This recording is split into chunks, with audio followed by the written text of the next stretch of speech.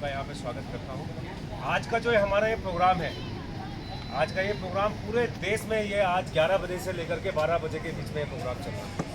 आज के प्रोग्राम का जो मेन उद्देश्य है, हमारा मेन उद्देश्य ये है, आज से हमारे देश में भारत का अपना कानून लागू हुआ है। इससे पहले तक जो हमारे जो कानून चल रहे थे वो सारे अंग्रेज़ों के ज़माने के कानून बने हुए थे, और हम उस अंग्रेज़ों के ज़माने में जो कानून बने थे, अंग्रेज़ों ने हमारे लिए बनाए थे, तब से हम उसको फॉलो करते आ रहे थे। उनका उद्देश्य केवल ये था कि भारतीयों को किस तरीके से जो है कंट्रोल किया जाए, हम उस पर कैसे अपनी सत्ता अपने चलाएं। और वो जो कानून उन्होंने बनाया था, भारतीय दंड संहिता उन्होंने जो बनाई, भारतीय दंड संहिता केवल हमें एक तरीके से बांधने के लिए और उनको किस तरीके से सज़ा दी जाए वो सब किया गया था। और इस कानून को हम पिछले कई सालों से जो है इसे फॉलो कर रहे थे, चला रहे थे। लेकिन जब हमारे देश के हमारे यशस्वी प्रधानमंत्री श्री नरेंद्र मोदी जी ने इस पर विचार किया तो देखा, तब उन्होंने कहा कि हमें अपने देश के लिए सेपरेट कानून की आवश्यकता है। ये 2019 से इस समय काम चल रहा था। पिछले 5 सालों से लगातार इसमें जो है हमारे देश के बड़े बड़े जो हमारे विशेषज्ञ हैं, इसके जो है कानून के जानकार और हमारे बड़े बड़े अधिकारी लोग इसमें बैठे हुए थे, इसको देख रहे थे। 5 सालों की कठिन तपस्या के बाद हमारे देश में 3 नए कानून जो है स्थापित हुए हैं। भारतीय न्याय संहिता, भारतीय न्याय सुरक्षा संहिता BNSS के नाम से, और भारतीय साक्ष्य अधिनियम। इसको जो है बनाया गया है। इंडियन पैनल कोड जो हमारा था, भारतीय दंड संहिता 1861 का कानून, उसको परिवर्तित करके जो है सीधा सबको भारतीय नाम दिया गया। आप देख रहे होंगे भारतीय न्याय संहिता 2023 के नाम से इसको चलेगा हमारा। जो हम पहले IPC कहते थे वो भारतीय न्याय संहिता के नाम से चलेगा।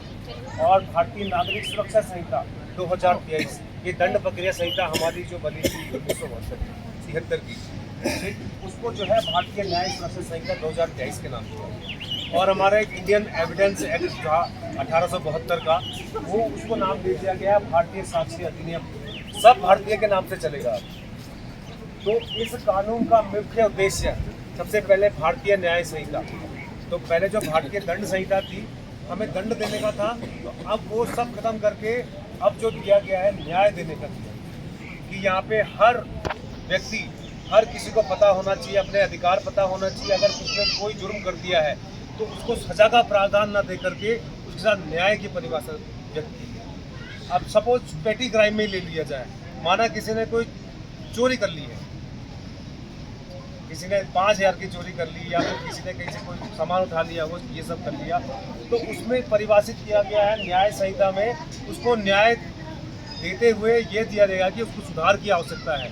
तो उसमें एक समावेश ये किया गया है कि जज को ये भी अधिकार दिया गया है कि अगर उसने चोरी की है और उसको लगता है कि यार ये अपना जो है इसको लेकर के क्षमा मांग रहा है, अपना ये कह रहा है कि मुझसे दोबारा ऐसी गलती नहीं होगी, तो उसको सामाजिक रूप से जो है दंड देने का प्रावधान किया गया है।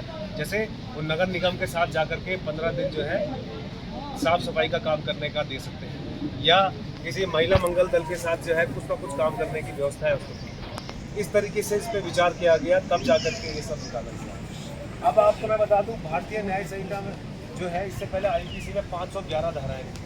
अब उसमें से जो फालतू की जो उस टाइप की जो धाराएं थी वो सब हटा करके अब उस पर केवल 358 धाराएं कर दी गई। महिला संबंधी अपराध जितने भी थे सब हमारे कानून में जो है अलग अलग तरीके से परिभाषित किए गए। कहीं उसकी सेक्शन अलग होती थी, किसी भाग में अलग होती थी। अब की बार इसमें क्या किया गया, जितने भी महिला और बच्चों संबंधी अपराध है सबको एक ही में समावेशित कर दिया गया। टोटल 37 धाराओं में सबको एक साथ ला दिया गया।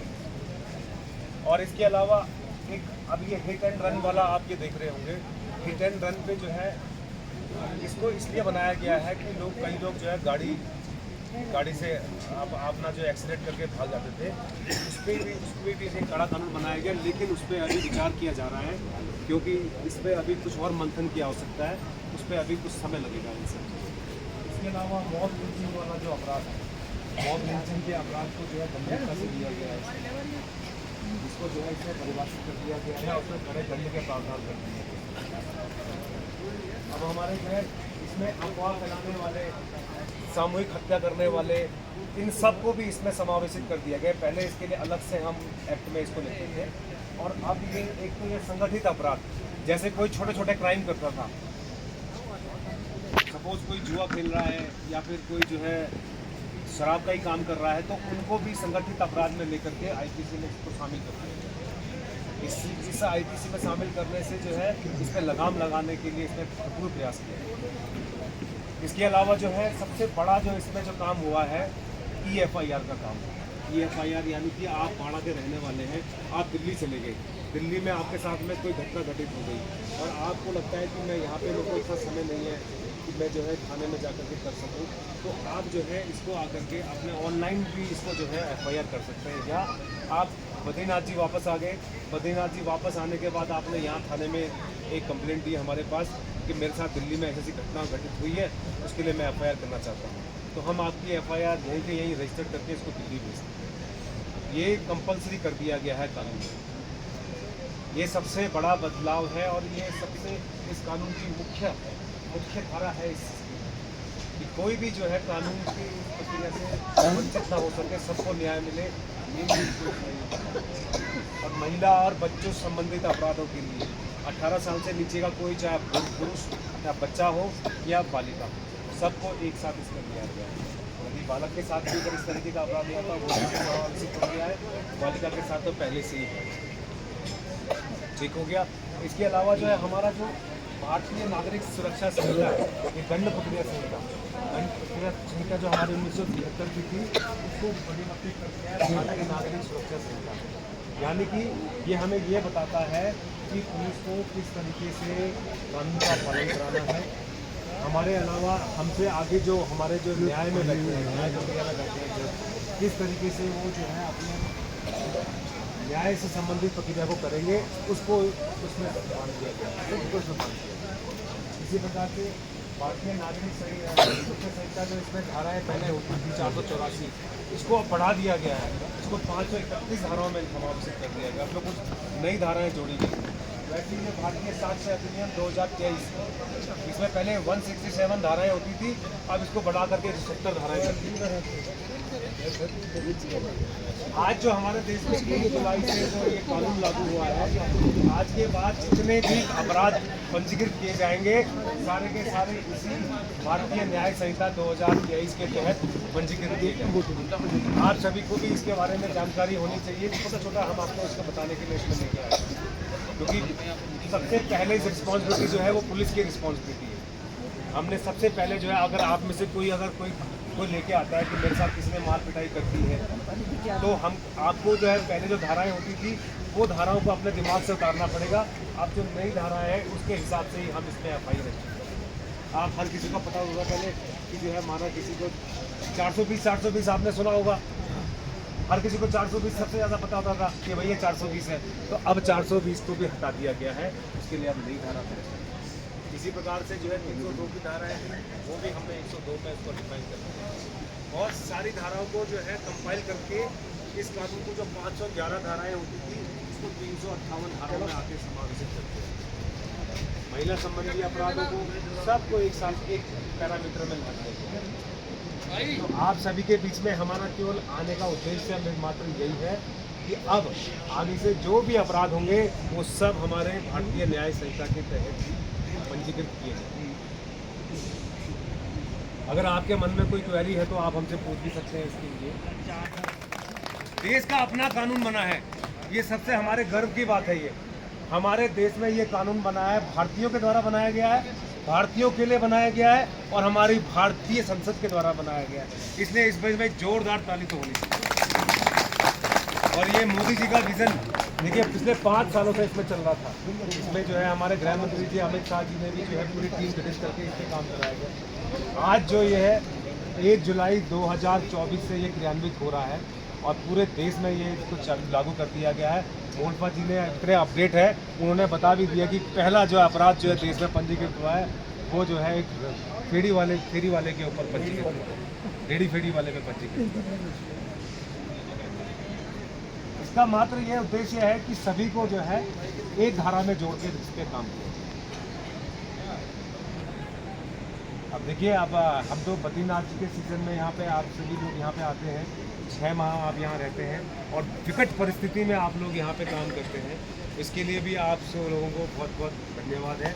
आप जिस तरीके से यहाँ पे कड़ी मेहनत और लगन से यहाँ पे रहते हैं, इस तरीके से यहाँ पे जो बाहर के टूरिस्ट जो भी आ रहे हैं, एक दिन आते हैं, एक दिन में ही उनको जो है अपना एंजॉय करते हैं, घूमते फिरते हैं, लेकिन जब तीसरे दिन यहाँ रुकने लगते हैं तो उनको सांस की समस्या होने लगती है, होता है। तो लेकिन आप लोग जो है यहाँ पे रह रहे हैं, हम आप ही के भरोसे पे हम लोग हैं। बाकी सारा श्री बद्री विशाल जी की धरती का ये आशीर्वाद है।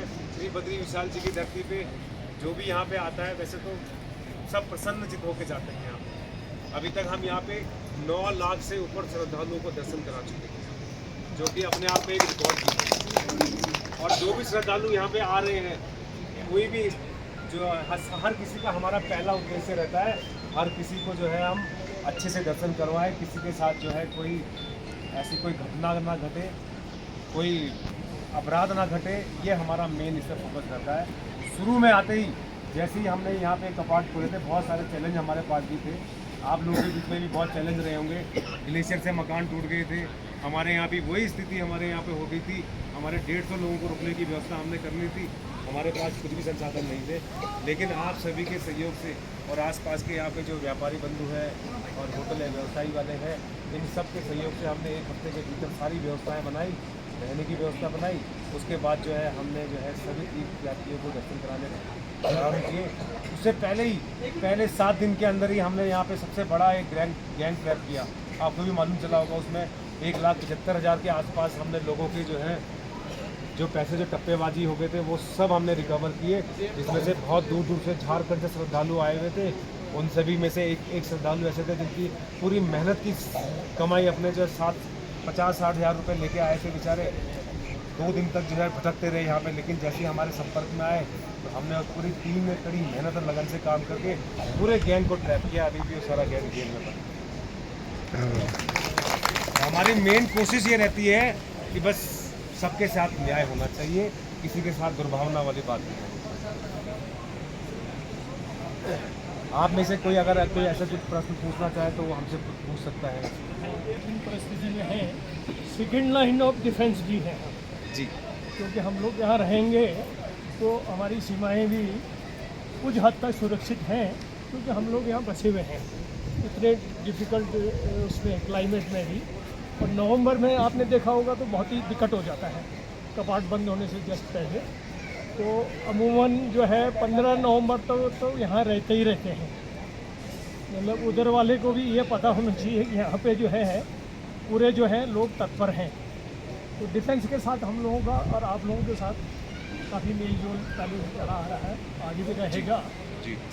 एक आपने जो अभी नई चीज़ अच्छी चीज़ बताई, जैसे कोई अपराध हो जाता है तो दिल्ली में कोई घटना हो गई तो वो ऑप्शन है या तो दिल्ली में ही FIR करे जी, या अपने होम टाउन में जाकर जी। मतलब दूसरी जगह नहीं है। नहीं, वो कहीं पर भी FIR कर सकता है। आप देश के किसी भी कोने में FIR कर सकता है। वो 0 FIR के रूप से होता है। अगर सपोज दैट जो है आप जो है दिल्ली से देहरादून के लिए चले, इस दौरान आपका जो है बस में जो है किसी कोई सामान चोरी हो गया, ठीक है। अब वो चोरी हुआ मुजफ्फरनगर में, अब आपके पास समय नहीं है मुजफ्फरनगर में जाने का, तो आप जो है जैसे ही देहरादून पहुंचते हैं तो देहरादून में पहुंच करके आप जो है वहाँ पे अपनी FIR दर्ज करेंगे तो वो सीधा की सीधा आपकी FIR चली जाएगी। इसके अलावा आप FIR भी दर्ज कर सकते हैं। आप माणा में है, ठीक है, और आपके जो है आपके जहाँ आपका जो है 6 माह बाद का जो आपका स्थान है वहाँ पे कोई घटना घटित हो गई है तो यहाँ से आप FIR भी दर्ज करवा सकते हैं। लेकिन उसमें शर्त ये दी गई है कि FIR दर्ज होने के 3 दिन के भीतर आपको संबंधित थाने में एक अपना सिग्नेचर उसमें देना पड़ेगा। ये सबसे बड़ी सुविधा इसमें दी गई है। आज की एक घटना है